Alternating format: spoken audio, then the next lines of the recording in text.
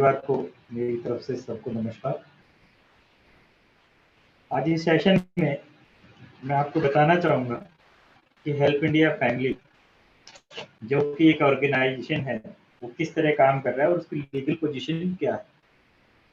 यहाँ बताना मैं ज़रूरी इसलिए समझता हूँ कि आज हम देखते हैं कि मार्केट में इस तरह की बहुत सी कंपनियाँ हैं जो लीगल फॉर्मेलिटीज़ पूरी नहीं कर पाती हैं, लोगों को चीट करती है और निकल जाती है। जहाँ तक कि हेल्प इंडिया फाउंडेशन का सवाल है, सबसे पहला सवाल तो ये है कि जब हेल्प इंडिया फाउंडेशन है क्या, what is its legal entity.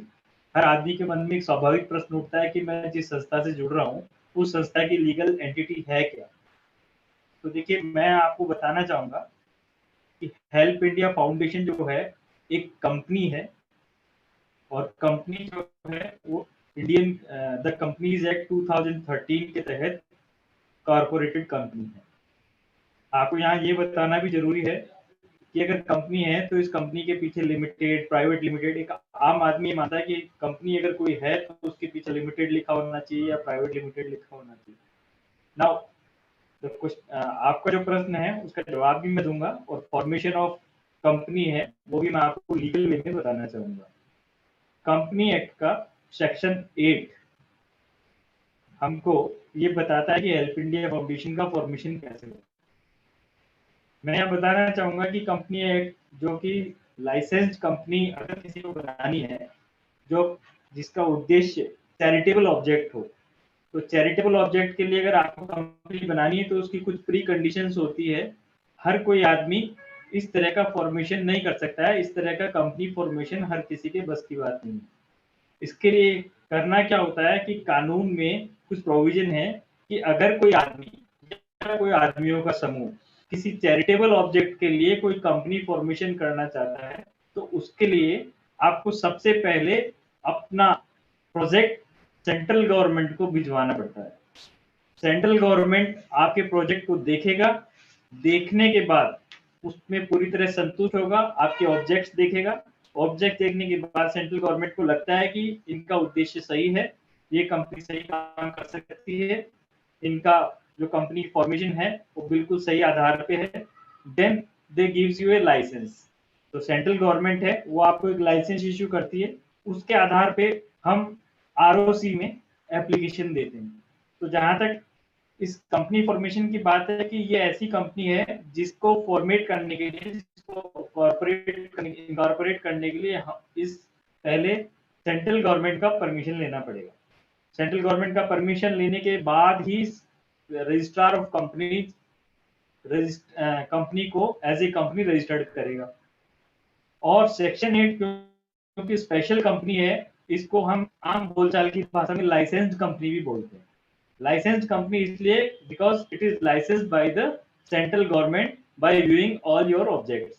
जो हमारे जितने ऑब्जेक्ट्स हैं उन ऑब्जेक्ट्स को सेंट्रल गवर्नमेंट के प्रतिनिधि कर्मचारियों ने, सरकार ने इसको देखा है, देखने के बाद आपको अलाउ किया है, तो उस एक्ट के तहत आपका ये कंपनी का फॉर्मेशन हुआ है।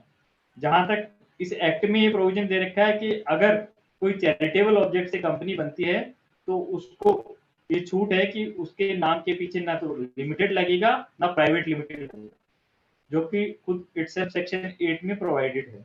इस वजह से आपको देखने में अटपटा लगता है कि हेल्प इंडिया फाउंडेशन कंपनी है, सोसाइटी है, क्या है। तो आज आपकी एक क्वेरी खत्म हो जानी चाहिए जिसमें ये आपके दिमाग में एक फ्रिक्वेंट क्वेश्चन आता है कि कंपनी है तो लिमिटेड या प्राइवेट लिमिटेड क्यों नहीं। नाउ सेक्शन 8 में कंपनी कौन सी हो सकती है उसके लिए मैं आपको बताऊं कि कंपनी का ऑब्जेक्ट है, ऑब्जेक्ट क्या होना चाहिए, object the promotion of commerce, art, science, sports, education, research, social welfare, religion, charity, protection of environment. अगर आपके ऐसे ऑब्जेक्ट हैं तो ही आपको केंद्र सरकार ऐसी कंपनी बनाने की अनुज्ञा देगी, ऐसी कंपनी बनाने का लाइसेंस देगा। तो क्योंकि हेल्प इंडिया फाउंडेशन ने अपना ऑब्जेक्ट रखा है, एजुकेशन ऑब्जेक्ट रखा है, हेल्थ ऑब्जेक्ट रखा है, खासकर जिसमें प्रिवेंटिव हेल्थ की अपन बात कर सकते हैं। इसके अलावा आपके सोशल वेलफेयर, सोशल एंटरप्रेन्योरशिप, इस तरह के जो ऑब्जेक्ट हैं कंपनी के वो रखे गए, इस वजह से सेंट्रल गवर्नमेंट ने इसको परमिट किया। नाउ जी सर। अब इसमें एक इम्पॉर्टेंट बात ये है कि कंपनी बन गई तो आपके दिमाग में ये भी आता है कि कंपनी वाले तो खुद प्रॉफिट कमाएंगे, तो उसका भी मैं बताऊं, कानून आपको एक इसमें प्रोविजन देता है कि जो कॉर्पोरेशन ऑफ कंपनी है वो इसी शर्त पे होगी कि company no profit no loss पे काम करेगी। कंपनी का जो भी पैसा है, जो प्रॉफिट अर्न होता है, वो प्रॉफिट कंपनी के ऑब्जेक्ट के प्रमोशन में ही खर्च होगा। अगर कंपनी अपने प्रमोशन के अलावा वो पैसा किसी दूसरे काम में लेती है तो सेंट्रल गवर्नमेंट जो कि सर्विलांस रखती है वो उस ऑब्जेक्ट को निरस्त कर सकती है, आपका लाइसेंस रिवोक कर सकती है। इसलिए आपका ये सोचना है कि हम किसी सर्विलांस में नहीं है, ऐसा नहीं है। आपकी कंपनी सेंट्रल गवर्नमेंट के सर्विलांस में है और वो इस बात को लगातार ऑडिट के जरिए और अपने नुमाइंदों के जरिए इस बात को कंफर्म करते हैं कि क्या ये कंपनी अपने ऑब्जेक्ट्स पे काम कर रही है या नहीं कर रही है। अगर किसी भी सूरत में आपके ऑब्जेक्ट से आप बाहर जाते हैं तो central government has right to revoke your licence. पर यहाँ भी ऐसा नहीं है कि लाइसेंस रिवोक हो गया तो इससे जुड़े हुए लोगों को कोई खतरा है। इसका कारण यह है कि सेंट्रल गवर्नमेंट जब को लगता है कि ये कंपनी अपने किसी भी ऑब्जेक्ट को इंटरवीन कर रही है, उसकी अवहेलना कर रही है, तो उसी कंपनी को रिवॉक करके उसका जो सारा सिस्टम है वो किसी दूसरी कंपनी में अमलगमेट कर सकती है। ये प्रोविजन है सेक्शन 8 के सबसेक्शन 8 में।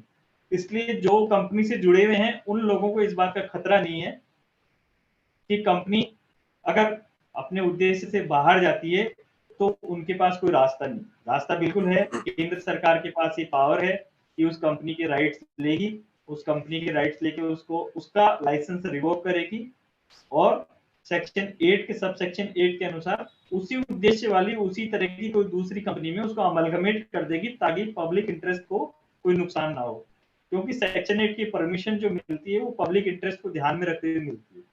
So public interest is a paramount interest while forming a company under section 8.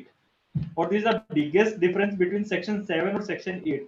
आम कंपनी सेक्शन 7 कंपनीज एक्ट के आधार पे बनती है जिसमें लाइबिलिटीज भी लिमिटेड होती है, लेकिन ये it is supported by central government, licence by central government.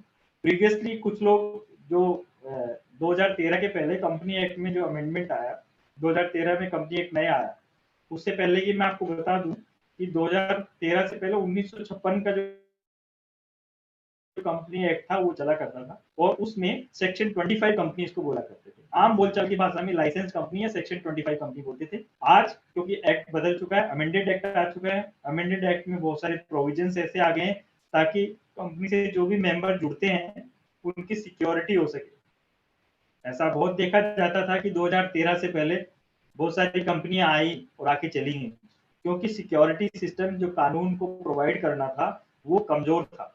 2013 के अमेंडमेंट के बाद सरकार ने ऐसी कुछ व्यवस्थाएं कर दी कि आज जो भी मेंबर ऑफ कंपनी है they are well protected, specially in section 8 company, because paramount constitution as I have told already कि public interest is a paramount constitution और ऑब्जेक्ट जो हैं वो इतने उम्दा ऑब्जेक्ट्स हैं कि आप काम करेंगे art, commerce, education, social welfare, environment protection, इस तरह के कामों में जब आप इन्वॉल्व होंगे तो जाहिर सी बात है कि सरकार को ये डर है कहीं इस कंपनी का उद्देश्य ऐसा तो नहीं है कि किसी पॉइंट ऑफ टाइम पे इन सब ऑब्जेक्ट को डेविएट कर जाए, इसके साथ जो जुड़े हुए लोग वो अपने आप को ठगा हुआ महसूस करें।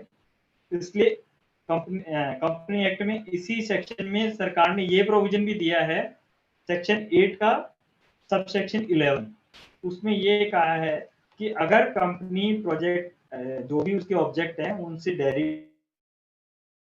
डेविएट करती है तो इसमें पिनल प्रोविजन भी डाल दिया। पिनल प्रोविजन मतलब सजा का प्रावधान भी है। इसलिए आप ये ना सोचें कि इस कंपनी में कोई कुछ भी करके और निकल सकता है। सजा का प्रावधान में आपको इसमें सेक्शन 8 में स्पेशल दे रखा है।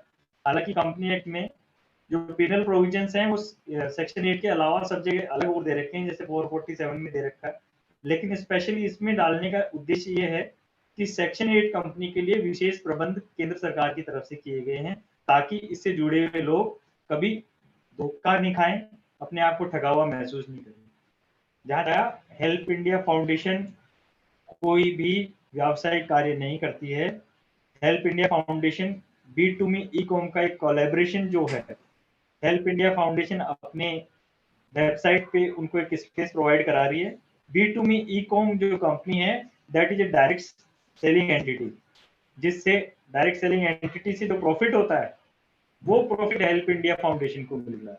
तो आप ये मान के चलिए कि हेल्प इंडिया फाउंडेशन जो कि B2Me ई-कॉम को सपोर्ट कर रहा है, उस वजह से होने वाली इनकम से हेल्प इंडिया फाउंडेशन अपने फ्री एजुकेशन कोर्सेज, अपने फंड रेजिंग इश्यू, इसके अलावा सोशल एंटरप्रेन्योरशिप या सोशल वेलफेयर में जो पैसा लगा रहा है, वो अपनी B2Me ई-कॉम से के प्रॉफिट से जो आने वाली इनकम है उसको लगा रहे हैं। B2Me ई-कॉम एक डायरेक्ट सेलिंग एंटिटी है, but help India foundation is not a direct selling entity, it's a purely charitable object.